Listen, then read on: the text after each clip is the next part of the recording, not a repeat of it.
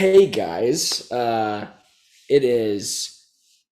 What show are we watching again? That's right, Obi-Wan freaking Kenobi, episode 3. Episode 1 was great in my opinion. Episode 2 was a little rocky, but still somewhat solid.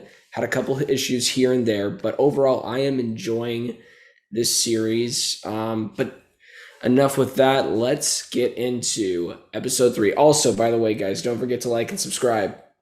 Do it. Click that button, please. I need this. Wow. I don't think I've ever seen a shot like this before. Dude, I just love they're going for it. They're just straight up, yes, give us what we want. My guy's looking like a bionic Pop-Tart. When you put a little bit too long in the toaster, oh crap. No, it's like, it almost looks like it was in the freezer too long. Actually, that's more accurate. Planet Mufasa. Oh, this is his... Yeah, I was gonna say, yeah, because he's got his own castle. Grand Inquisitor means nothing. Kenobi is all that matters now. Is that understood? Didn't she just stab the last Grand Inquisitor? Do you feel like this is going to be the arc for the overall series at this point? Her? Yeah. I don't think entirely. Maybe next episode, like that'll be the end of it. I'm kind of hoping this is. That's my hope, is that this arc is done and then it's about Anakin and Obi-Wan for the last 3. If I'm going off this music, this is like the Navi planet or something. Right. Yes.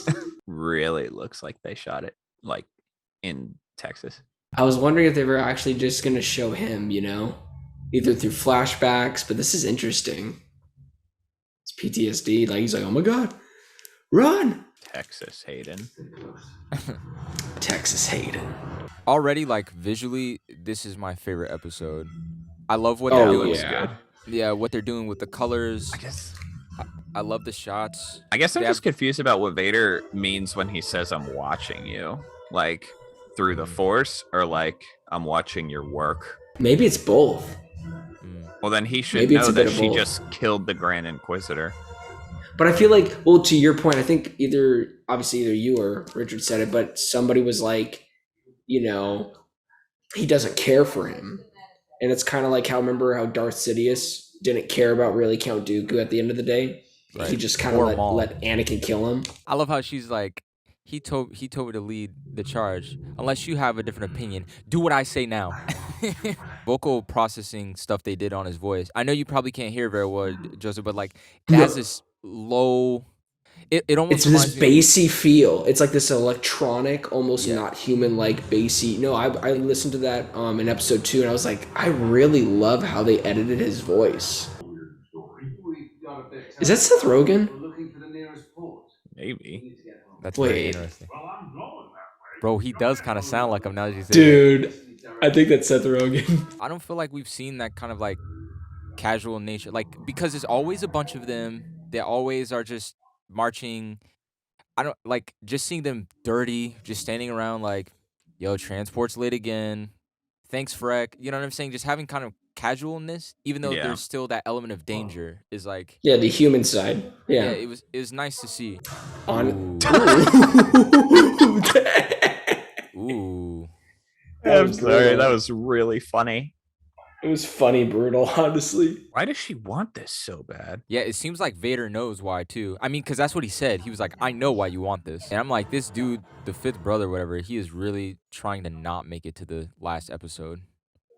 Like, he's doing everything he can to get killed before then. Episode 5, calling it. He's gonna die then. It's just sad to see, like how broken he is, and like, the whole Jedi Order is just falling apart, and they're just trying to survive.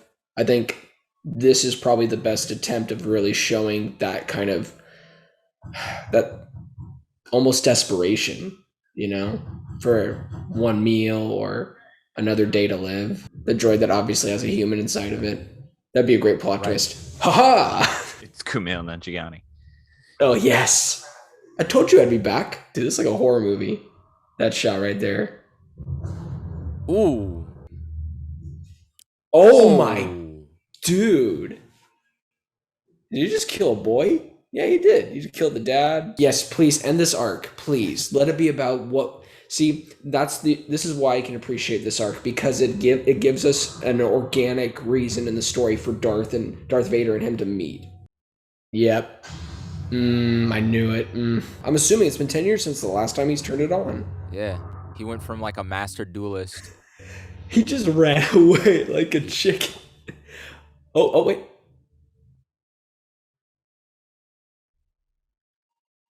Oh, okay. It's just a different It area. made I it was look oh, like he came back.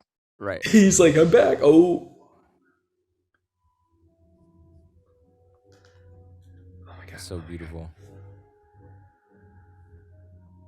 That theme. Dude, he's about to just get destroyed here. He's not gonna. He's gonna be not closer win. than he thinks, and he's gonna light him up with a saber. Oh no, Dang. he'll be fine. Dude, that shit. Thought he Yeah, was gonna make that like a shot. horror movie entrance or something. Just Dude, that it's slow stalk is. I haven't felt this presence of Darth Vader since Rogue One with that amazing hallway scene. I am what you made me. Wow. That's a great line. Virtually this whole episode has been like a lot of shaky cam. I mean, they've had some very beautiful Ooh. establishing shots like this, but then it's like a lot of shaky. You want to know how he's fighting? He's fighting like Rey in Force Awakens. Darth Vader is so unbothered, just one-handing it. Look at that. Dude, he's just like... This is honestly bothering me a little bit. I'll talk about it later. They know it exists. They have a bunch of writings on the wall. Like, you have to blow it up. Dang. Like, I'm like, come on. Like, how... It's like, what are they doing? I think it's a sense of urgency, kind of like going back to that analogy of like, desperation. Like there's no time, it's do or die. Yeah, but the thing about it is like, now you've just peeped the whole game. Like, if she walks all the way down that corridor... That's a fair point. Like you might as well as just blown the place up. Oh my god. I didn't think he was actually going to go in there. Bruh! He's dragging him across. Dang, he's like, this is what you did to me, dude. Wow, that's actually really... This is still significantly better than what happened to Vader. The only thing is, he should have more than just a couple little... Yeah. Ooh, my robe. Vader's just kind of like letting him go. Yeah, but see, that's what I was saying earlier about like the kind of Sith that we're used to seeing. We're used to seeing this, where like Vader will let things slide in order to play. Because he's like, I'll get to you. He's like, take your time. I'll catch like, up, dude. With that slow walk. He's literally slow roasting him right now. That's what I think. He's like, I'm going to enjoy this. I'm going to cook you up, dude. We're kind of left to assume that it's the training from the Emperor that gives him that patience, because the Anakin through the end of episode 3 would have been reckless enough to finish this thing in there. Palpatine was probably the most patient of all villains ever. He was the patient out of everybody, because the Jedi were all like basically exclusively reactionary. I don't know who that guy is, but probably the one that was gonna transport them. That was it. Oh, I guess that's what I think it's the best one. I really enjoy one, but I think it's the best one. First, I'd have to think about it. This is my favorite one. This is one that I would rewatch because of for several reasons. Yes. To me, it felt like it didn't drag. There weren't any moments where I was like, oh, okay, all right. Now we're going to have this, drawn out thing. It felt good. It felt snappy. There are very clear, like, to me, the sequencing, like, made sense. There are things story-wise that didn't make very much sense to me. But I was able to I guess I wasn't able to like maintain my suspended belief throughout the entire thing, because there were certain things that just didn't make sense for even that world that they had built. So, like I was saying with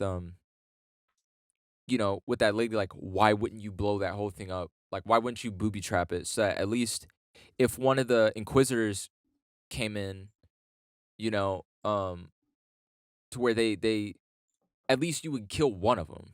You know what I mean? And you would destroy them being able to, like, track their way to your transport or whatever else. You know what I mean? That kind of thing didn't necessarily make sense. But, like, overall, if I'm looking at story, if I'm looking at arcs, I like the way that this went. I like the pacing of it. I liked visually. I feel like this is my favorite one. Because it felt like it had nice balance to me. I feel like in the first two, it was a lot brighter. It was brighter, but still like muted, and I know that was like very intentional. But in this episode, we get way more dark, dark blue. Um, and I don't know, it just for me felt like a nice contrast.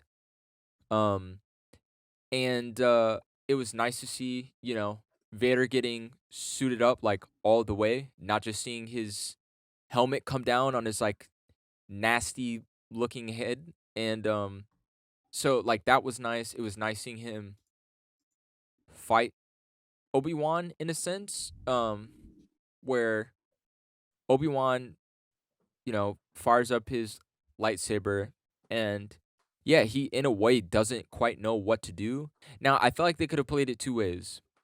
One way is the way that they played it, which is that he's very awkward and clumsy with it, doesn't quite know what to do, how to handle himself, that kind of thing. Another way they could have played it was like he comes back and he kind of just like snaps back into place in a way. Because he still is like the Jedi Master. Like all that training doesn't just go out the window per se. That was my problem. Sorry, I couldn't hear you Yeah. guys for the last like minute. But that's my problem. Is that he says that they were literally taken as children. So he's been getting training for probably somewhere in the neighborhood of between like it has to be 25 years minimum. Like bare minimum. He's been training for 25 years. This kind of training should not just leave you. Part of it is honestly probably reflex by now. It's really bizarre to me that he's just kind of a bumbling fighter right now. Yeah. It's a choice. It's a choice that they made, I think, to of course hammer home, what time and like the trauma has done to him, and like him trying for so long to like divorce his Jedi ways, and now it's like kind of come back to bite him in the tail because he never thought that he'd like re-engage that until he went to like train Luke, which again is still a point that I'm very confused about, especially because he basically like swore off being a Jedi. Um, like how are you gonna train Luke? Like if you know what I mean? I don't know. No, that is a good point where it's that's like if you are so cut off from the force, what like like a week from now if he's showing signs, are you going to go train him even though you are so cut off? Like how are you going to be a good teacher? So that's interesting. And I mean like to both of your points, like I think, and you used the key word right there, Richard, trauma. That to me, that's the reason why he's like so sucky right now. It's like, bruh, like you are Jedi Master Obi-Wan freaking Kenobi. I know it's been 10 years since your last ultimate battle to the death, but to your point, Tim, it should be like a reflex. There's things that we should always remember, even with time goes by. Like there's like keywords or phrases that like not I want to say trigger, but like jolt us into like, whoa, I I remember that. I know how to do this. So I understand that point. And I kind of agree with, but I more so agree with in the sense of like I think it's just trauma for him. Like and the idea of him cutting himself off so far away from the idea of the force. But it is a little weird and like it's a little bit dicey waters when you think about that because yeah, like how is he gonna train like Luke? Like I can understand trauma cutting him off, kind of being like a cutoff from the force. mm, That I can understand, but trauma doesn't make you a bad swordsman. Yeah, and mm, also I think for me the reason why I kind of like that they went this way is because we've seen Obi-Wan like dust people off. We've seen him as a duelist, we've seen him as a Jedi master. Um but we've never seen him outright lose. Like we've never seen that. We've never seen him, Yeah, we have. you know, in episode 2 and Yeah, episode 3. Count Dooku hands his Oh, butt to him. yeah, He takes out both of them. yeah, But probably not in the sense like this though. I think that's what you're yeah. probably trying to No, say, yeah, where it's yeah. like he's literally running away. Yeah. He Yeah. like we've never seen that, and that for me is, like I said, I feel like a very refreshing thing, but also like a very, because it's such a jarring thing. Like, you juxtapose it with literally the last thing we saw him do, which was 10 years prior when he was fighting Anakin, and he thought he killed him, like he left him for dead. We saw this epic, like literally the most epic lightsaber duel, like in all of Star Wars history, in my opinion. And Same here. yeah, It's a and good fight. then yeah, it's absolutely insane. Um, and then we see this, and it's like, yo, like you get to see how far he's fallen and how he's changed as a character, how fear has consumed him. Like, he only, in a way, he fights. I feel like he went back to fight Vader for a couple of reasons. Number one, because he had to see for himself what Anakin had really become. Mm. Even though he saw with his own eyes, like Anakin just literally killing people, he just snapped a person's neck with the Force, like while they were slumped over, on the ground. Like, he was doing all kinds of crazy stuff. But I feel like, in a I way, am what you made me. That's the Yeah. best line so far in this show. Like, You that's know, powerful. I think that, like, that's a huge reason why he had to go back, and I think another part of why is, like, I think there's still a part of him that's like still reasoning with his brother, in a sense, that's like changed to this completely evil thing. I think part of him is having that kind of Luke, you know, like idyllic, like, maybe there's still good in him, kind of thing. Maybe if I confront him, maybe if whatever, you know what I mean? Like, I feel like it's like a couple of things for him as to why, because he obviously did not like want to fight in any substantive way. He kind of fought him just to check out and see for himself, because there's no shot that he thought that he was going to be able to fight him and win. Like, that's not what the point of that fight was. His motivation for that was very different, and I feel like they kind of made it clear with, like you said, like, he's literally running, like and it was like when he went to actually like hold his lightsaber, he was still like kind of hesitant about it. And so it's like, why would you be that way if you went to fight him to win? You know? So I definitely, I appreciate I appreciated the fight for that, where it's very clear that, like, that line when in episode 4, when he's like when he was like, before I was, I can't remember. I'm like jumbling up the words, but basically, like, before I was a student, but now I'm the master, kind of thing. Um, but now we could see it in like a real, tangible way.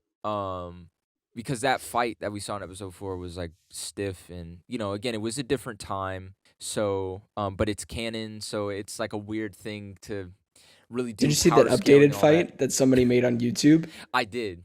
That was Yeah, it's incredible. I amazing. was like, It's amazing.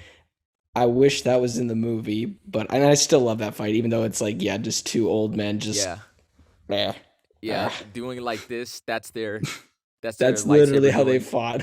But like, this fight really did feel like, oh yeah, no, like, he's a master. Like, he's not that little kid. He's like, like, Obi-Wan is completely outmatched. There's no way, there's no shot he can win. I feel like even if Obi-Wan kept up with his, Jedi-ness over the past 10 years, I don't think that he could match him, like, honestly. And I Well, think it's that the that's passion side of the Sith, like it shows like what fear can do to somebody, like Mhm. what that fear is capable of, and then it shows what anger can do to somebody and how much that anger can drive them to their mission. And that was like one of the things that stood out to me was like, wow, like the amount of time that Darth really dove into the dark side, the amount of time that he stayed focused on owning his craft, and he is owning it. Like within the first scene, like with him, like he's not even doing anything. He's just getting basically he's getting ready for the workday. That's essentially what's happening. And you can already feel just the rawness of his power. And that's what's so amazing about that character is that he doesn't have to say anything. All he has to do is stand there and breathe. And you know Ish is about to go down. Like that's why he's like one of the greatest villains, if not the greatest villain of all time, next to like characters like Thanos. Like it's incredible what they're able to like like I said, I haven't said this, I haven't felt this since Rogue One, like this kind of Darth Vader. I think visually he looks better in the movie, but granted that's a movie, right? Like they actually have like they're able to put all that money into a 2-hour film when this is essentially like a 5-hour film. So I get that. He still looks great. I'm not trying to say he doesn't, but this is the second closest to that like raw power, like that Vader we always heard about. And I love his performance. I love the performance and I love the rendition of episode 4 through 6 Darth Vader, but it felt like it was held back a little bit. And obviously it was due to the fact of what they were able to do, you know? With technology now, we get sequences like this. So I'm just grateful we're living in this day and age to see something like that. But yeah, like it's just crazy to see just this whole sequence play out. Like to me, I loved I Am What You Made Me, and I loved the sequence where he's just, you know, we were all there just like, okay, why'd he throw that bunch of rocks or whatever? Okay, I guess you're cool. Oh, that's terrifying. Oh, let me just shove you down and drag you in the fire and essentially be like, yeah, this is what you get. This is literally what you did to me. Kind of. I should be cutting off your, you know, legs right now and your arm. But I just love that he's like, yeah, like I said earlier, he's like slowly roasting him. He's slowly cooking up something like, I am going to enjoy this. I mean, I loved it. Yeah. Like I think the more that I'll talk about it, the more that I'll think about wanting to rewatch it. I think this is definitely my favorite. Like even just the sequences of alone between him and Obi-Wan, the opening sequence. I actually enjoyed the moments between Leia and Obi-Wan, even though she was a little bit annoying in some parts. Not as annoying when she ran away in the last episode. The new girl, the Tala, Yeah, I think it's I Tala. think is her name. Tala, yeah, she was great. Riva, she's fantastic yet again, and all the haters need to shut up. I don't Yeah, have a she's doing a great problem with job. Reva. I have a problem with how much the show's half over, and Yeah. we still know next to nothing about why she so badly wants to be the Grand Inquisitor. Like, what is? I'm sorry that I almost went with what is the hard on. What is the bone she has to pick? Very, Oh very my different. God. Very But- different. Very implications. different phrase. Like, what is the bone that she has to pick with the Jedi? We're halfway through the Yeah. show and we still don't know. I is this show supposed to just be one season? It's supposed to be a limited series, Yeah. but fun fact for you, Ewan McGregor said this on stage his last day on Sunday. He said, guys, I can't wait for you guys to watch the rest of the series, episode 1, 2, 3, 4, 5, 6. Then he paused. 7, 8, 9, 10. And then he walks off the stage. That's it. But when you watch the video, I think there's like a video out there on Twitter or whatever, but like I was listening to this podcast and it was like, yeah, when we were there, it didn't seem like he was joking. But there's two things. Either they could do a surprise twist at episode 6 and be like, tune in next week for the continuation of Yeah, Obi-Wan maybe. Kenobi. Or season 2 coming soon. Yeah, I'm I don't almost know. wondering if this is going to be more than one season because I feel like they're taking their sweet time on some of these And things. that's my issue with Disney Plus sometimes. They need at least 10 episodes, I think. 10 episodes from the 40 something minute to an hour runtime. Like, because that was my issue with Moon Knight, where I loved Moon Knight, I loved the character, but they rushed everything at the last episode. Yeah. And that's my worry with episode 6. It's like, please do The not rush this. the other thing I'm curious to see what happens is, I don't know if concern is the right word. I guess primary thoughts I had going into the show was, I'm trying I guess I'm trying I'll use an example to kind of set up what I'm saying here. We all love Pirates of the Caribbean, Curse of the Black Pearl, right? Oh yeah. Just Yeah. rewatched it. I really love that movie. The second one came out and I actually really liked it. I actually really liked it. And then I saw the third one and I never really went back to the second one after that. Now, I'm not saying I'm not going to ever go back to Star Wars, but what I'm saying is the events of the third one for me cheapened the second one. And that's one of the primary thoughts I had kind of going into this, is that after episode 3, if you watch A New Hope, there's almost like this kind of, I don't know if reverence is the right word, but maybe it is, like a newfound reverence for the confrontation that Vader and Obi-Wan Kenobi have, because in your mind you're like, man, the last time they saw each other was decades ago, with both of them crying out to each other, one in love, one in hate. And my primary thought was, is this relationship, is this dynamic that they have going to get muddled by this series?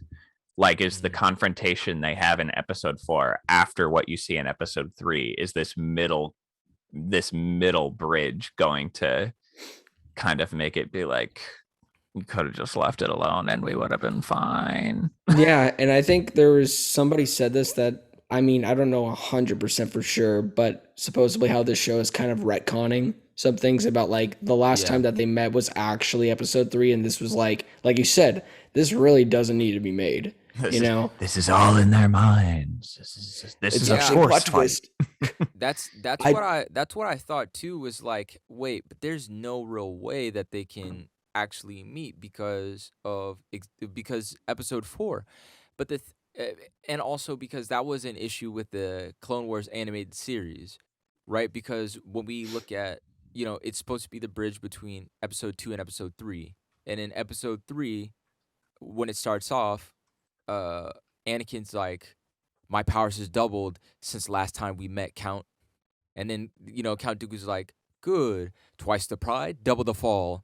And, it's like, so it's like, okay, it's been since episode 2 when Anakin got his butt handed to him. But when you watch the animated series, no, they actually had an encounter, they actually fought. So it's like, okay.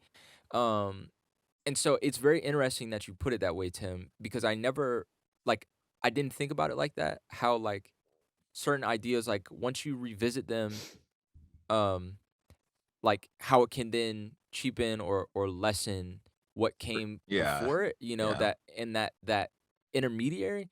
What I will say is how this may be a little bit different is that when we go to episode 4, when we go between episode 3 and episode 4. Episode 3, apparently now from what we know with the series, he literally thought that Anakin was dead. He thought Darth Vader was dead.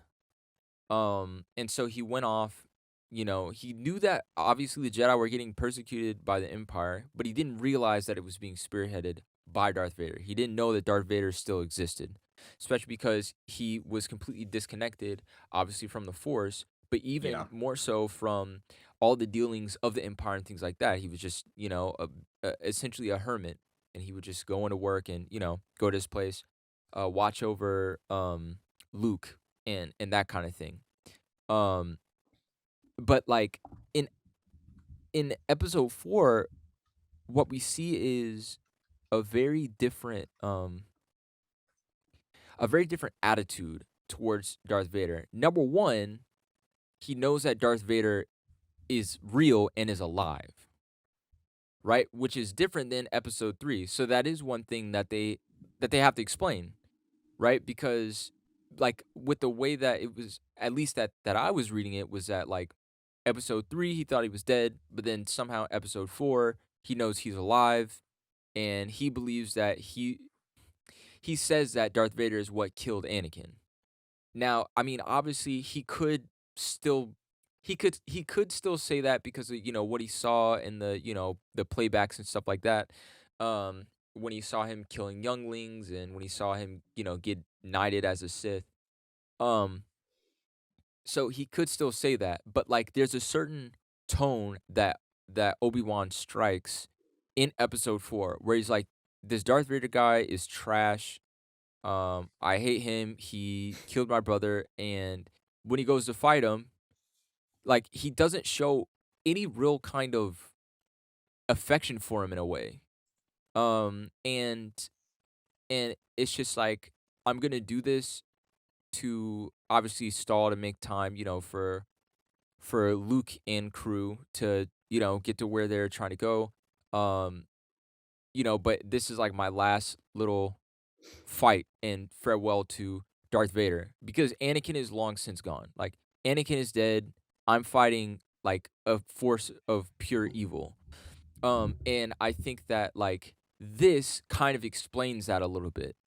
When Obi-Wan first found out that Darth Vader was still alive, and then when he fought Darth Vader for himself and got like destroyed by him, and was able to see him killing people with his own eyes, because that's something that he didn't see. Of course, he saw it through a hologram, but being able to just see that with your own eyes, to be getting force choked by him, to be getting, dragged through fire and all this other kind of stuff by him, and to see just the the hatred and all of that cemented.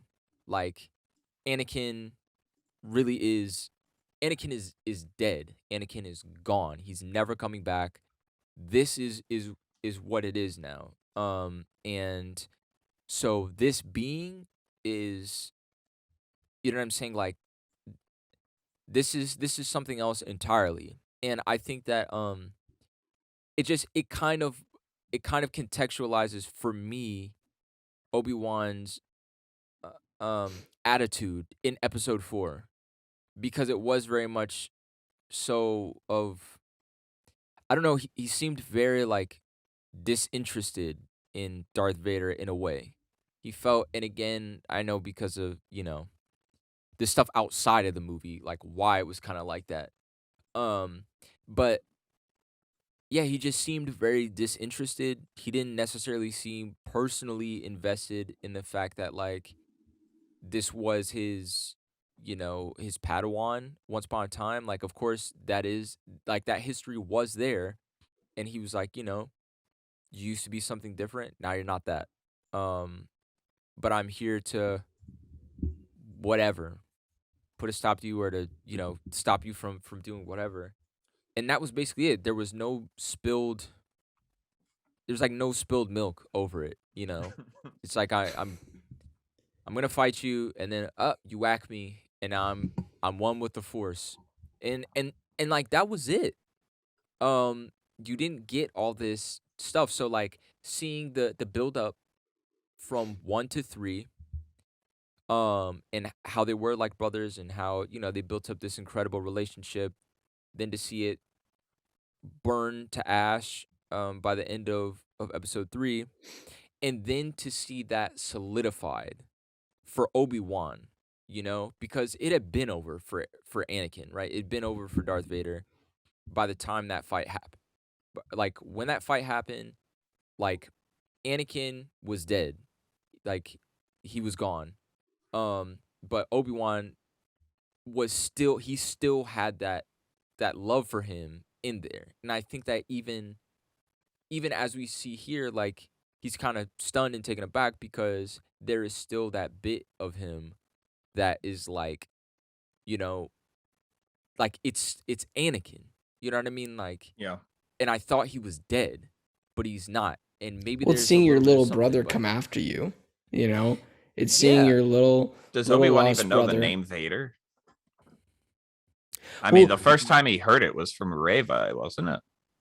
Well, no, I because thought in episode 3. yeah, in episode 3, he saw the little hologram That's replay of right. when he got knighted by Palpatine. Using the Force on the light side seems to kind of bear more of like slightly, I guess, prophetic giftings of like connection from one to the other. Mm. And then the Force on the dark side seems to be about the ability to control others, or the ability to toss them around like rag dolls. It's more physical. Mm-hmm. And I'm assuming that kind of comes from different, but that's not entirely true, because Obi-Wan throws things around at people too and pushes people and whatnot. And I don't know if I'm about to ask like a stupid question, but there's so many times where I find myself thinking like, why doesn't like everyone use the Force all the time? It's not like it's an internal resource that you can run out of. Right. Yeah, no, I'm- I have the same question. Like yeah. I'm stupid. not I'm like- stupefied by the same thing. It's not like chakra in Naruto or spirit energy in Yu Yu Hakusho, Right. or my energy in Dragon Ball Z. It's not Right. it's not like that. It doesn't reside within a Jedi. It resides all around. Mm-hmm. So I'm always a little bit baffled when like everyone doesn't use it all the time. Like I saw something recently about how there was like an episode of the animated series where it was like deemed a clever move to shut off your opponent's lightsaber using the Force. Mm. And I was like, to me, that says that they aren't trained to use the Force to keep it on at all times. I would think that would be an extremely important piece of like basic lightsaber training. Yeah. Mm. And I guess it just kind of leaves me feeling like the Force has, I don't know if it's intentional or not, but I feel like it's probably much better defined maybe in like the novels and stuff. I just feel like no piece of Star Wars media has done necessarily a terribly great job of explaining what it is or how it works. The best they could do was they did the midichlorians thing, but everyone was like, well, now it's all sciencey, so we don't like it. Right. So it's this mystic force, but because it's a mystic force, it just has this ability to fill in every blank, but not equally for everybody. Like Obi-Wan could be just as strong as Darth Vader, but the Force just seems to work differently for each of them, and we don't know why. Yeah. Obi-Wan can be just as strong as Darth Vader, but Obi-Wan doesn't throw things at Darth Vader. Obi-Wan just kind of hangs out and doesn't use it to throw anything, and just kind of uses more of like a connectivity style, if you will. Well, I think like in this fight, like obviously, like they're very different skill levels in the sense of like, you know, it's been so long, and Vader's like that one dude that's been training for the Olympics for his entire life. Like that's kind of like where he's at with his Force abilities, where he's like, oh, I've been waiting for this moment. And Obi-Wan's like, I've been just chilling, eating hot fries and drinking soda this entire time. Wait, I have to get ready for, oh God. Like he's not ready at all. So I mean, I understand that point though. And like, cause it makes sense for their Force abilities in episode 3, you know, like even, what was his name? Senator Palpatine. Before he became emperor, he was saying, you're one of the greatest Jedi I've like ever met of all time, essentially. And I thought that was a very weird line, because I was like, he hasn't really done anything that's cuckoo for Cocoa Puffs, personally, like watching the prequels. But later on, I understood why. That he obviously said that was to like course him to go into the direction of the dark side, to later become one of the greatest, you know, Force users of all time, which I think he is, especially as Darth Vader. But I think by the end of episode 3, like that, the line of the Force between him and Obi-Wan are basically equal. Like Yeah. that amount of like passion, the amount of drive of stopping one another or overcoming the other one. This one is, different when it comes to their abilities with the Force because yeah, you're right. It's not something necessarily, you know, that energy source. It's binding, it's all around us, how Luke talks about in Last Jedi. That's like one of my favorite approaches to the Force is through that film. Because I think they hit it right on the dot where it's like, yeah, it's all a part of the universe. It's all there. So I do understand the point of like, why don't you just keep on like using it? But it is interesting in the same film. And I guess in episode 4, I was always confused with how Obi-Wan died, where he just kind of disappears. But I heard kind of like in the same vein of Last Jedi, Yeah. when he uses all of his, chi force abilities Yeah. and he just kind of dissipates. He becomes one. So Yeah. my understanding of that is that, my understanding of that then was like, dang, he used all of his, power and he became part of the universe, part of the Force or whatever. Right. That was my understanding of that. Maybe Ryan Johnson has a different idea, the director of that, or George Lucas would be like, yeah, no, it's all part of the plan. I'm pretty sure that's what happened.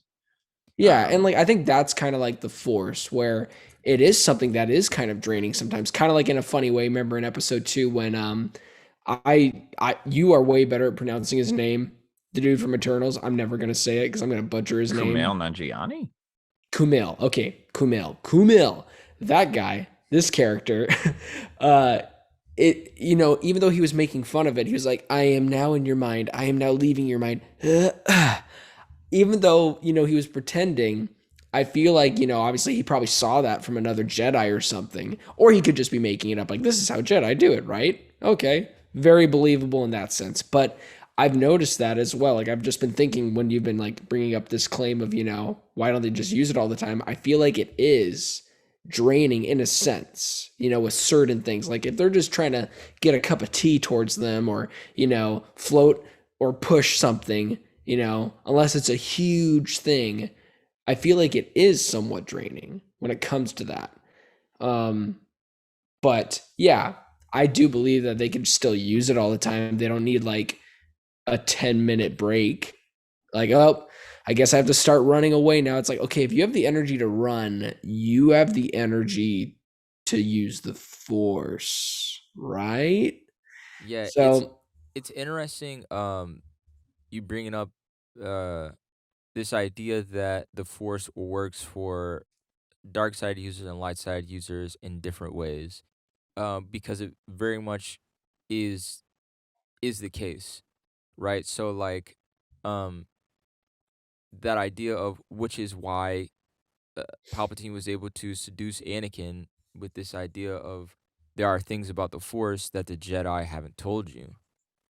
Because there are more ways that the Force can be used than how the Jedi uses the Force, which is oftentimes why um I'm not gonna say that it's like the Sith end up being stronger than because it seems like the Jedi make up for it in another way. Um they they make up for the things that they lack, like if they were able to tap into the dark side of the Force, they make up for it in like bolstering their I guess their strength and abilities within the light side and also, maybe with some other means or whatever, but like um it definitely it definitely is the case that they use it differently and that there are different aspects within which side that you use. Now, for example, there are examples of certain Jedi using the dark side of the Force in their fighting styles. So, for example, Mace Windu, his backstory, um, is that well, not his backstory, but it is the case that like in his fighting style, which is like one of the most powerful fighting styles like in the whole everything in the whole like galaxy and stuff. He does use bits of the dark side when he fights.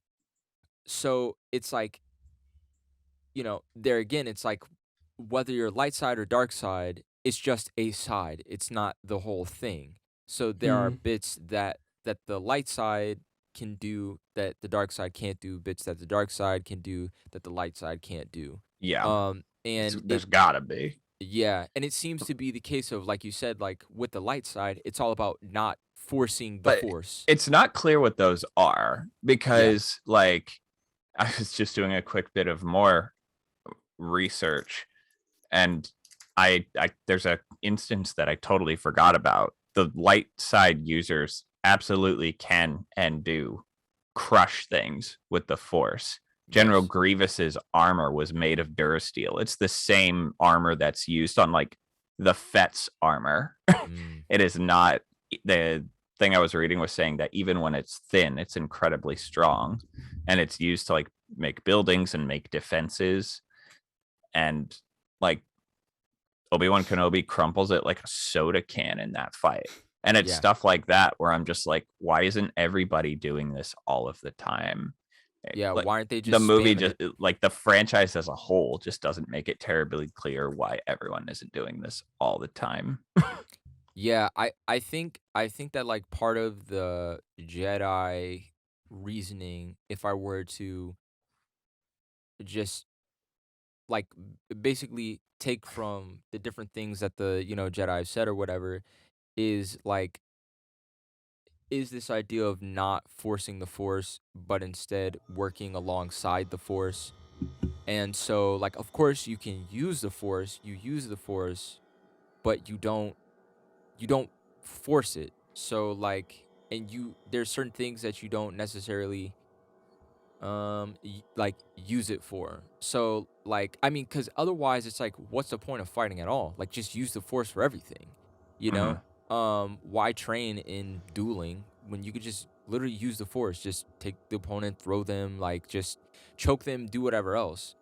um but I think that like that may be like part of their reasoning. But like the thing about it is like, so even for example, like there's differences of opinion even within the Jedi. So for example, Qui-Gon, it's like literally like the first conversation in episode 1. It's like literally like right in the opening. Um where um where Obi-Wan is like, he's like, uh something doesn't feel right. Um, and Qui-Gon's basically like, "Don't worry about it, like we're here, everything will be all right or whatever." Um, and then Obi-Wan, he says something like, "Master Yoda tells me to like be mindful of the Force," or something like that, or he says something about the future or something like that. Um, and then Qui-Gon's like, "Yes, but not at the expense of the present." And basically, like, there's these two different approaches to, like you were saying, Tim, about like the Jedi almost moving more like prophetically in a way, like almost in this oracle-ish kind of way Yeah. where they can sense things that are forthcoming. But like Qui-Gon was more about like what's happening now. What does the Force want to happen now? And there were things that he did that didn't necessarily seem Jedi like, which is why the council wouldn't have him on. Because there are things like, when he cheated in the dice roll in order to like get Anakin, like when he did that wager in episode 1, um it's like it's stuff like that. Like Qui-Gon was way more shrewd and like middle of the line, so to speak. He was He like, wasn't by the book. yeah, he There were wasn't. certain things where he was by the book, But damn it, but he's the best cop on the Force. Right, exactly. He does what needs to be done. And Mm. Yeah, that was the thing about it, was like, you know, he was like, he understood the Jedi way, but at the same time he also understood the fault of the Jedi. He understood the Mm. ways that the council were too rigid. That's that's what I really wanted them to explore in The Last Jedi, which of course they went there and then they like backtracked it, which is my biggest issue with it. Was cuz You mean all the how? way from episode 1, they were planting these seeds of like the Jedi don't have everything together. And then we see that even reinforced in episode 2 when Count Dooku, and I wish we would have had more time to explore that, which it sounds like in this new animated series we're going to have time to explore um Count Dooku and like some more of his backstory. But it was like in episode 2 when Count Dooku was like, "Bro, listen, man, things are not the way that you think that they are. Like the stuff with the Jedi isn't what you think that it is. This war isn't what you think it is, and all that." And then what we see and then is further amplified in the Clone Wars animated series, and then we see it at its height in episode 3, where the Jedi get completely blindsided. Here you have the Jedi Council of all the like most insane Jedi like known to the history of the galaxy, and you have, you know, thousands upon thousands of Jedi Knights, you know, Jedi Masters, and none of these people could sense like the Sith Lord. I None of was these people. looking that up too to see like I was looking up specifically if Yoda knew Order 66 was coming, Mm, because no one gets a shot off before he kills the people who tried to kill him. yeah. Nobody does. Um, and the consensus seems to lie somewhere in the idea that he knew something was wrong but didn't really know where it was coming from. Apparently there was an episode in one of the animated series where a droid or a clone or something freaks out and killed a Jedi general, Yeah. and it started yelling out that good soldiers follow orders and to kill all Jedi. And it wasn't like a bunch of droids or clones. It was just one that had like this weird freak incident that instilled a bit of fear, but nobody knew like for certain when or where or even if it was going to happen. Yoda Yeah. seemed to be kind of tapped into that prophetic Yes. notion. And it's interesting because yeah, so that was in the last season of the Clone Wars animated series that they came back and did like a couple of years ago. Cause like the show had been done for like a number of years, and then they came back and did that last final season where they like reintroduce Ahsoka, where she's like older and all this other kind of stuff, and how she was there for Order 66. They tied up the loose ends there of Mhm. like kind of what happened with the Kaminoans, which were the cloners, and all that stuff, and like how that got destroyed, how the Empire, like, yeah. So and that did happen there, where it was kind of like a glitch. Like all the clones had this programming, and it was supposed to be like when something happened, um, when they heard this like this order, then like it would like take control like of their brain, and you know, but that one was like defective or whatever, and so everyone's trying to figure out what was going on there, um, but like even in episode 3, because like in that last season, it's basically running concurrently with episode 3, which like the the seasons prior ran in between episode 2 and 3. But in episode 3 itself, um, we saw several times when like even Mace Windu, he was like, "I sense a plot to destroy the Jedi." It was like he was like even for a long Mhm. time, even starting in episode 1, right? So like when like at the very end, when they're at that I don't know what you call it, like vigil, or I don't know what it would properly be called, but when they're burning Qui-Gon's body, and they're there, you know, for that Jedi ceremony, and and when Mace Windu and Yoda are talking, they're they're like, you know, there's always two. Yoda is like, there's always two, a master and an apprentice. And then Mace Windu is like, yeah, and that's the question. Which one did we kill? The master or the apprentice? So it was like, even then, because before then there was like, it's impossible that there's Sith. It's impossible. We all would have felt it. We all would have sensed it, but they didn't. And so at that point, it's like, okay, so what is really going on here? And then by the time we get to episode 3, so much stuff has happened where they're like, okay, something is coming. Someone is puppeteering something, but we don't know what, we don't know how. They're all completely blind to it. And I think I've seen some theories of how basically the Sith can like cloud the the Jedi, like, and their sensitivity to the Force and being able to do that kind of stuff. Yeah, I was gonna say that. I'm pretty sure Palpatine or like there was some Yeah, like mirage, like this isn't happening, and that's why they were so like, whoa. I wonder what Palpatine's doing over there with that Death Star plans on the monitor screen. Now, Like, oh, we'll just ignore that. It's like, what? But yeah, I think he was just at a point in his power where he was able to literally cloud all of the Jedi, which is kind of crazy. Like, that just shows you how powerful well, Palpatine was. And he in theory, literally he was had a under pretty their good noses. teacher. yeah. I mean, Darth Plagueis, and well, and getting into this, and I'll let you finish your thought, Richard. I'll say this last. We should move into the final thoughts over Oh, this yeah, for series. sure. Because now we're officially halfway through. But yeah, I'll let you finish your thought, but briefly, and I'll let you start, Richard, and then Tim, and then I'll go last. Give me how you're feeling overall, with where the show is going.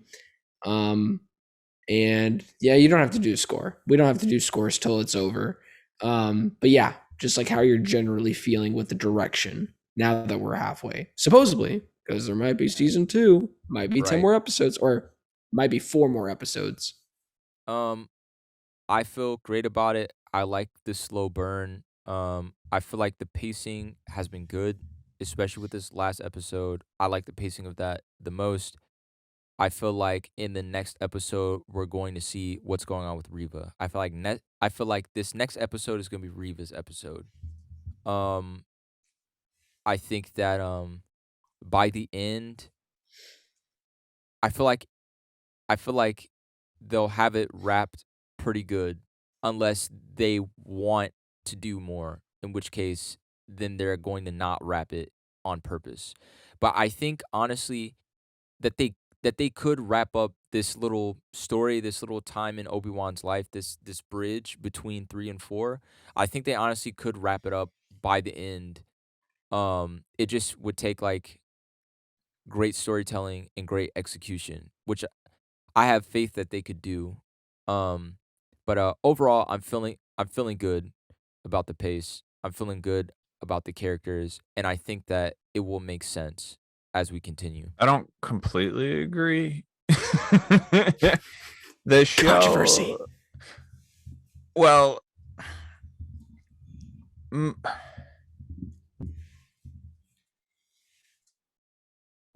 I know what I'm about to say isn't entirely right, but so far the show, it will briefly focus on someone else and largely focus on one person. At least this show has been, which I mean, I suppose rightfully so for the most part, has been Obi-Wan. That being said, though, there's a lot of material left to parse through for 3 more episodes. Yeah. And I almost feel like I could criticize the pacing if the show is 6 episodes. But if you criticize the pacing and then they're just like, you know what, just kidding, it's actually 10. Like, all of your past criticism is more or less undone by a really cheap shot. Yeah, that's true. by like a really cheap shot, because I can say like we're halfway done and we don't know why Reva's doing this. Obi-Wan is now an inept Force user and a bad swordsman and traumatized by his past, and Leia's still kidnapped, and we're still untangling a few other side characters too. But I could understand more of where we're at right now if we were 30% of the way through the show and not 50% of the way through the show right now. And I don't think it's like irrecoverable. Like I'm having a good time watching the show. I think I'm still kind of in like the good, not great camp. I think visually it looks great. I'm loving the camera work. I'm loving a lot of the stylistic and directorial choices. I think the show for me is just kind of putting a spotlight on the franchise as a whole for me, because I've never sat down and had conversations with people of like, what do I think of Star Wars and how everything hooks together and whatnot. And I think the series has kind of put a spotlight for me on like honestly, the Force as a whole. I'm led to believe the Force is like a singular entity with dueling sides to it, the dark side and the light side. But I'm left here sitting here wondering why everyone just isn't using it all the time. Like it's ludicrously powerful. It is a get out of jail free card, baby. And I almost find myself like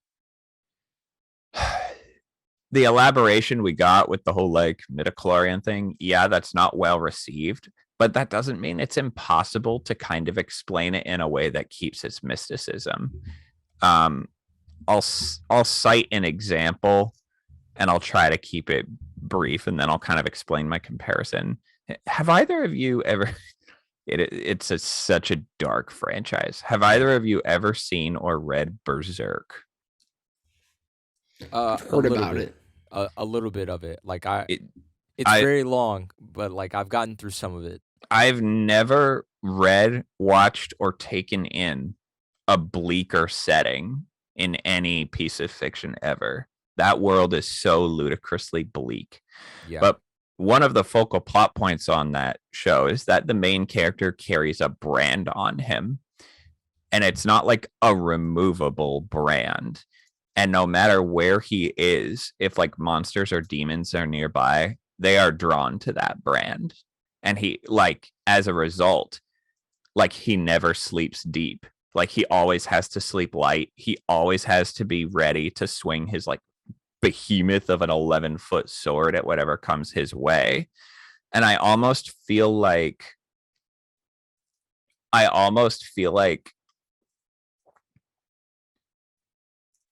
this is going to sound kind of messed up, but part of me feels like taking on learning the Force almost should be like the equivalent of voluntarily taking on that brand. Like if two Jedi face each other while they're swinging swords at each other, they should be trying to crush each other's bodies from the inside out at the same time. And the other one should be like on the guard with their side of the Force blocking it. But we're not left to know that. We're not even left to extrapolate it. The show doesn't tell us that everybody is using every advantage possible. And I suppose that's just kind of a feeling with me in Star Wars as a whole. But I didn't really expect this show for me to be like, what do I think of this as a whole? Because everybody's too afraid to explain the Force now, because somebody tried it once and everybody hated it. But it's still possible to reveal aspects of a mystical element or mythical or whatever you want to call it, and still have it retain its inherent wonder or its inherent horror. This brand in Berserk is not necessarily explained. We don't know why this brand draws monsters. We don't know why this brand looks the way it does. It just does. But knowing what it does makes it horrifying. We know what the Force can do. It can crush the strongest materials. It can bring ships out of space, like if you're strong enough with it or whatever.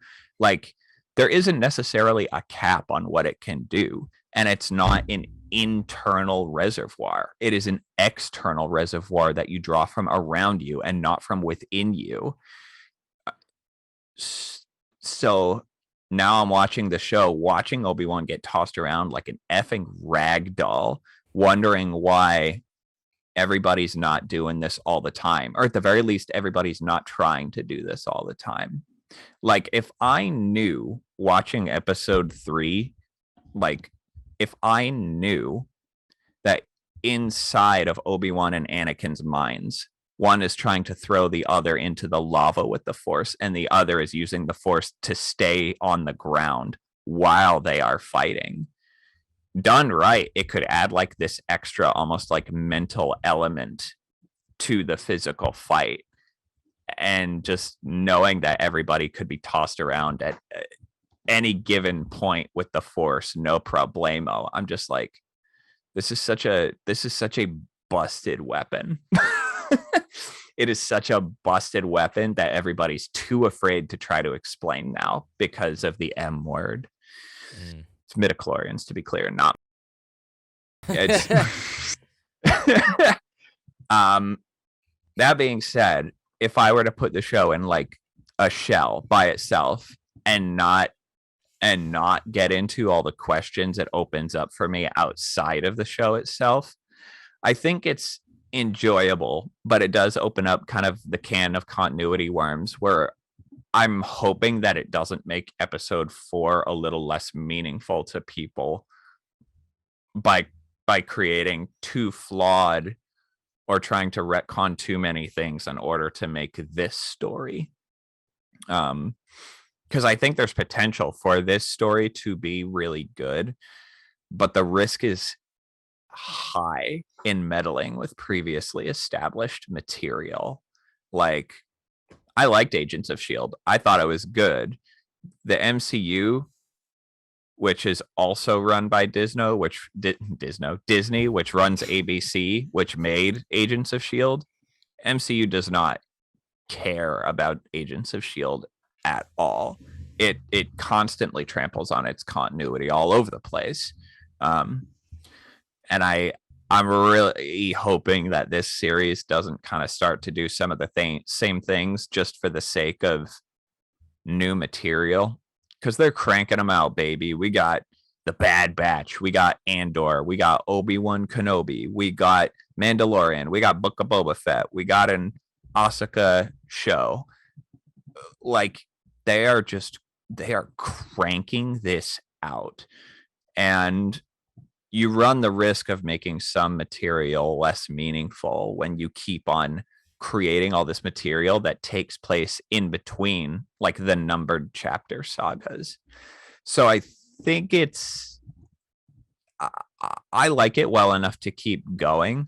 I'm just really hoping they don't do something. What I hate is when I end a show and I think about all of the conflict that we all just went through, and I can think of the easy out right away. I hate that. I hate that so much. I hate being like, why didn't this person just do this? They knew they could have. It was in their power. They were able to do it. Like even right now, if Vader really wanted to, he could have crushed Ben Kenobi in midair. The Force is strong enough to crush General Grievous's armor, which is like ranked among the strongest of metals and materials. There's no reason to think that people on the dark side of the Force can't just be making crumpled soda cans out of all of their Force inept enemies, which at this moment in time, Ben clearly is. And the only way I can think it's going to make more sense is if there's actually a good reason to keep Ben alive. Because that if Vader was really trying, it should have just been a straight up massacre.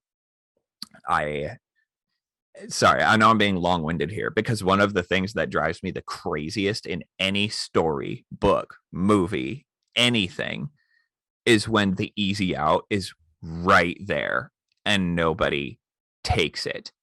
And what bothers me is because I feel like the reason nobody takes it is because the writer doesn't know how to solve it.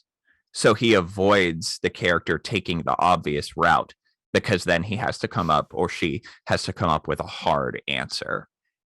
And I'm really hoping the show doesn't do that, because a couple of times that's what I've found myself doing here. Like, I found myself being like, Vader is so much stronger, I feel like, than what I just saw. The Vader I saw, yes, he's strong, but the Vader we saw in was it Rogue One? Yeah. The Vader we saw in Rogue hallway. One, yeah. He takes on a hallway full of people using blasters. Them shooting directly at him means absolutely nothing. He just got thwarted by one blaster. One single blaster. He just got absolutely thwarted by and lost Ben Kenobi because someone fired a couple pot shots from the hills. Like, I'm not saying, I don't know. I guess I know I sound like I'm poking a lot of holes in the saran wrap, and I know I'm like, people constantly look to me as like the skeptic when it comes to the media that I consume. But I guess I don't know. I like things to be consistent, and I'm a little bit worried about some of the inconsistencies. Where yeah, that's my can of worms that I'm opening for the night. I'm still looking forward to watching the rest of it. I am. There's a lot about it I like. I like Reva as a character. Vader's always been known as one of the greatest villains of cinema, period. Or of anything, period. Comics, books, whatever. His villainy is echoed throughout many, many mediums. It's clear that the Star Wars franchise has the ability to tell compelling stories outside of its chaptered sagas. The Mandalorian is great. I really like The Mandalorian. I think it's a ton of fun. I think it's well written. I think it's well made. I think it has one of the most bomb opening themes to a show. It's just like 2 notes and some timpani. I think this franchise is ripe for a lot of potential. And I know that makes it sound, part of me feels like the Star Wars franchise has mostly always just like been potential in a weird kind of way. Part of me feels like the franchise is always like 1 or 2 steps away from being like really great, but it just kind of settles for being really good. I think that's part of why I come to appreciate things like the Lord of the Rings. Like, people harp all day, why didn't the Eagles just drop the ring? From what I've come to understand, they're like the Switzerland of Middle Earth. They stay out of everything unless things are like explicitly out of balance, and they come in. And apparently the Eagles owed Gandalf a favor. So at some point, that's why they helped towards the end, I suppose. But I know it's a lot. I talked for way more than I wanted to, but no, dude, and it's good. Like, what you're saying is very valid. And like, for me, like, when it comes to Darth Vader, I guess I'll like start with that. With my final thoughts is, Darth Vader, his presence and the execution of him in this show so far, and the execution of this story in general. Like, how are we all going to feel about these characters, knowing that episode 4 is, the next thing for them? Like, is it going to cheapen what we are so used to in episode 4 or even episode 3? Is it going to cheapen that value? My hope is that it's not. I feel like Deborah Chow, the director of this, I feel like she has something under her sleeve. By the time we get to the end of this, that's my hope, because I always say it's not about how you start, it's about how you finish, because how you end things will leave a longer lasting impression than what happened in the beginning. Personally, I believe that. Like, I'm sorry, me and Rich are being school kids over here. What? It's not about how you start, it's about how you finish. I mean, it is like when people like, I don't know, it's just something that's always lasting. Like if like the last shot, like for example, how we reacted to the ending.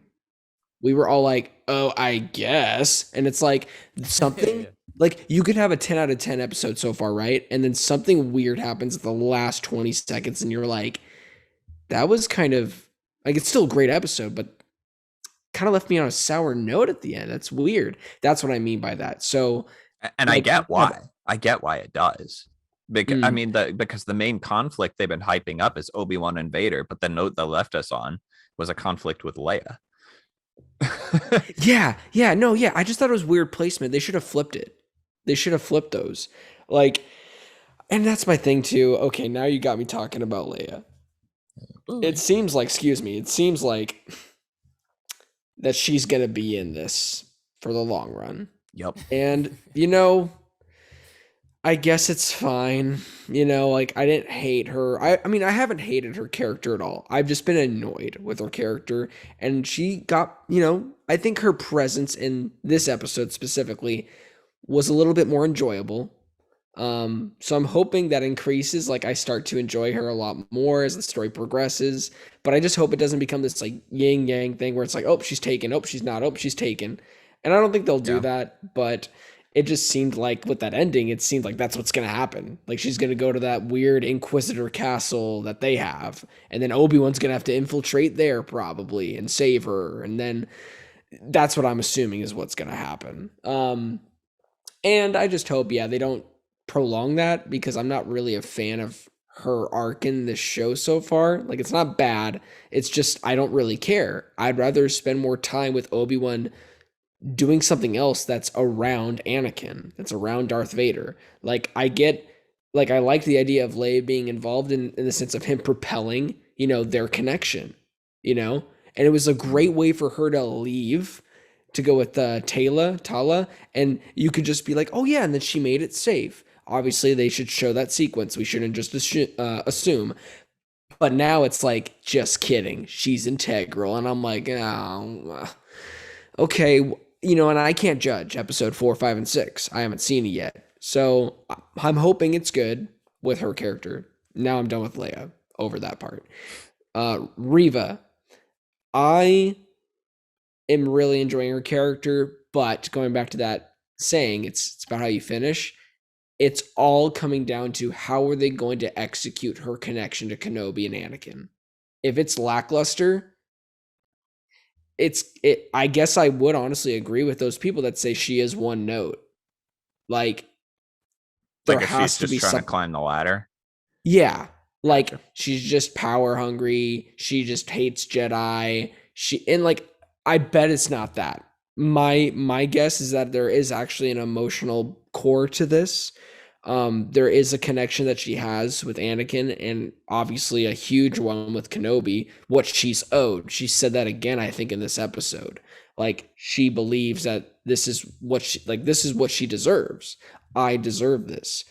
And I'm just very curious to see what that reasoning is. But if they do it in a way that's very rushed or just kind of like, really, that's your reason? Okay, then the whole 4-episode arc of her being a know-it-all cocky villain is completely utterly pointless to me. I just really hope that they execute it well, and I feel like they will. We are officially halfway, and to talk about things that I'm worried about, I guess, yeah, the one thing that I am worried about is that they're going to rush the ending of this. And I've noticed that with a lot of Disney Plus shows. Not necessarily with Mandalorian. They've done a really good job because granted, it's like 8 episodes, so it's 2 extra episodes. That may seem like little. No, 2 extra hours can help.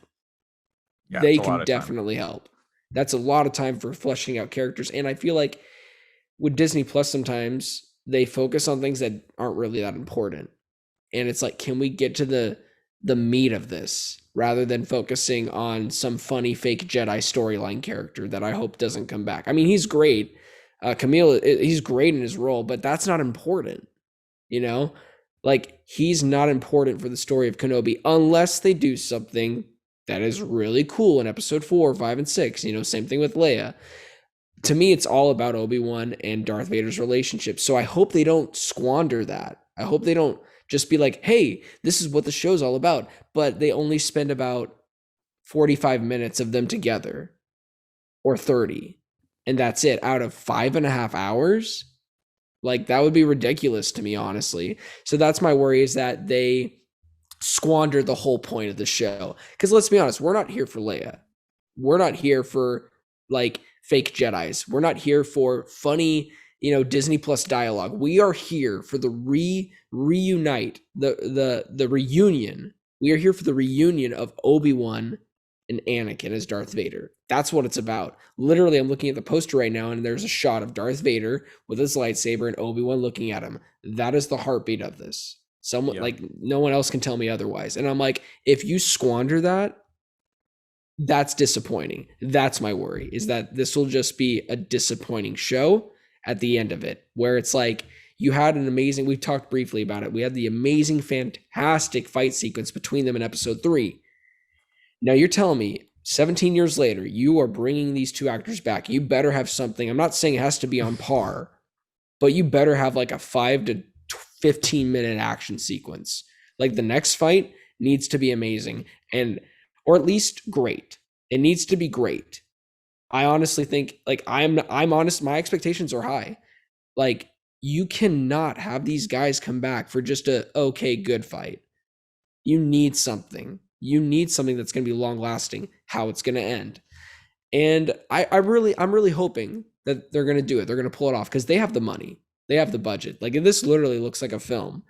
And it's incredible. Granted, it's not up to par yet with film quality, because they have to spread out that budget in 5 hours rather than 2. So there's that. But I really feel like there's something that Deborah Chow has up her sleeve that's going to impress us. So that's my hope. And with there's something that none of us have talked about yet, which I know that none of us have been like, we're fine with the actress playing Leia. We're just not huge for kind of having like the little kid aspect of the show. Her name is Vivian Lyra Blair, and she's doing a really great job. Yeah. I'm almost kind of starting to wonder if they're going to set up some way that essentially Leia's going to meet her father. But even if they do, the confrontation is limited before they even meet, because we know that she doesn't know that's her father until for the 4, 5, 6 trilogy. Yeah. So even then, that confrontation is already limited. I'm glad you brought that up, because I did think about that briefly, about like Vader would know. Yes. Like Vader would know. Probably like through the Force or something. He would know who she is. Yeah, because the thing about it too was he knew, I think it was in, I can't remember if it was in episode 5 or in episode 6, where he told Luke he had mentioned that he had a sister, and Luke was like, "Bro, what are you talking about?" And he was like, "Search your feelings," and he was like, "Yo, and I'm trying to think who else who he talked to. It had to have been Obi-Wan. And that's when he pieced it together. He was like, "Oh, it's Leia. My sister is Leia." And but up until that point, he didn't know and she didn't know. But like Vader knew. Vader knew that he had a sister. So I think that it's quite possible that not only does he know that, he has a son, but he may also know that he has a daughter as well. Or this show is how he finds out. Yeah, that's a good point. This may be exactly how he finds that out, and how he would know. I feel like what you were saying, Richard, is kind of like how I feel about the show, is going in a direction that I really like. And it's really from the first episode.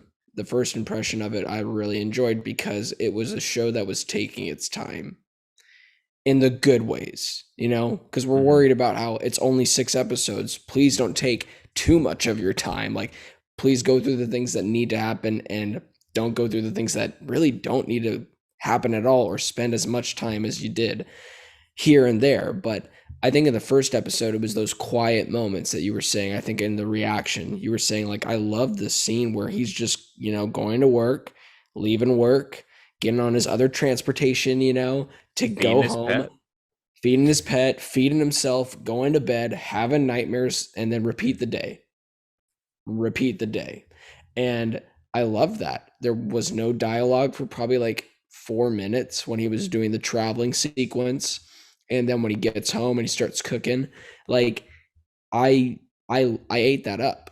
And I feel like we're going to get some more moments like that. Not just with Obi-Wan, but in general. I think that's because like what you were saying is, to the creatives, this would have been a very different show if maybe Disney had their hands more in the pot. Because right now you can kind of see the sequences, I think, where, okay, that was Disney. But I feel like majority of it, and thank God, is that they're trusting their creators. And, hopefully by the end, it's something that is truly beautiful, and it's something that we get to be like, yeah, that was a great miniseries or season 1. I low-key, to end this, I honestly hope that it is just a miniseries, to be honest. I feel like it doesn't need to be drawn out. It doesn't need to be like season 2. It's like, if anything, give us 10 episodes. I don't mind. Like, I mean, like, because you were saying, Tim, like, it would be a little bit cheap, like a little gut punch, like, oh, just kidding. But I would rather, if it was a debate between 10 episodes or season 2, just give us 10. Let's just end this. We don't need to prolong this. Like, and if it's 6, it's 6, and that's what it's supposed to be. So I'm fine with it, with the amount of episodes, as long as they don't squander the heartbeat, which is Darth Vader and Obi-Wan. But other than that, thank you guys for watching this video. Please don't forget to click like and subscribe, and stay tuned for our next video coming up next Wednesday morning or afternoon, whenever I get it done, for episode 4. But please, I just need you guys to know that we are very, very happy that you clicked on this video. It really, truly, truly means a lot. It's like 2 a.m. right now, and we are doing it for you guys. So from the bottom of our hearts, we love you and appreciate you. And please, most importantly, do not forget to be blessed.